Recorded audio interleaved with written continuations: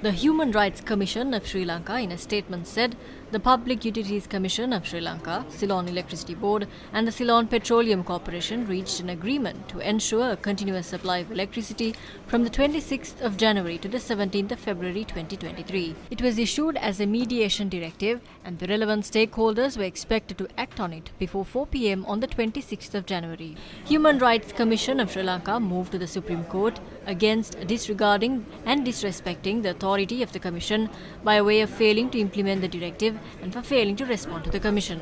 That directive was violated and the Human Rights Commission can report this to the Supreme Court on the basis that a directive was disregarded. We will act on that today. If not, there is no use in having a Human Rights Commission if these directives cannot be respected. If they cannot fulfill this promise, that is something separate. However, they agreed to our directive. Now they say that they did not agree to such a thing.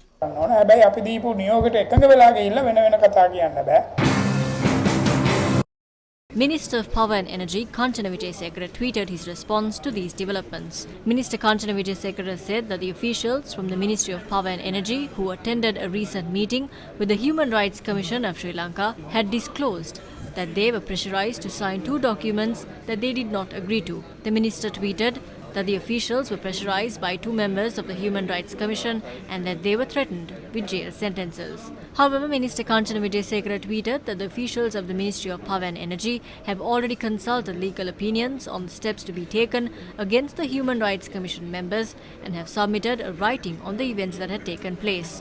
The minister said he informed the President of these developments on Thursday and will inform the Constitutional Council in writing as well. At the same time, in a letter to the Human Rights Commission of Sri Lanka, Managing Director of the Ceylon Petroleum Corporation said that he received information claiming that the matters presented by the CPC officials who attended the meeting were not given any consideration. In the letter, he alleged that the request made by CPC officials to refrain from reaching any agreement without consulting the CPC senior management was not respected and approval was obtained to an ex parte view alone. We summoned the chairman of the Ceylon Electricity Board and the ministry secretary. However, the additional secretary represented the secretary with all powers. The failure of the secretary to appear can be termed as dereliction of duty. The chairman should have been there as well. However, a deputy general manager and 2 other engineers were present. 2 officials from the Ceylon Petroleum were also summoned, especially the finance minister. The CPC agreed to deliver furnace oil and naphtha if they make the payment within 45 days. The CPC said that they are in possession of around 33,000 metric tons of naphtha. The CPC agreed to deliver 24,000 metric tons of naphtha to the CEB for the requirement from the 24th of January to the 17th of February. Thereafter, all the parties signed an agreement. The Deputy General Manager who represented the chairman signed it. The chairman cannot say that he is not responsible and that someone else appeared for the meeting. These chairmen cannot act in such an irresponsible manner. Sri Lanka's Human Rights Commission has received a letter bearing a signature of the Managing Director of the Ceylon Petroleum Corporation stating that difficulties in providing fuel to ensure continuous supply of electricity during the period of the advanced level examination.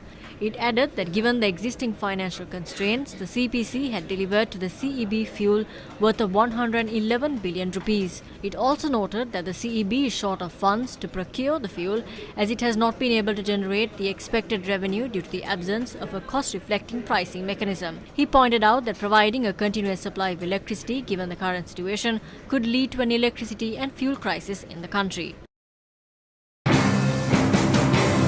The Public Utilities Commission of Sri Lanka on Friday ordered the Ceylon Electricity Board to ensure a continuous supply of electricity until the 17th of February 2023. The chairman of the PUCSL had issued the order to the Additional General Manager of Transmissions at the CEB. He had also informed the CEB not to direct the power outage timetable from 26 January to 17 February to the Commission's approval.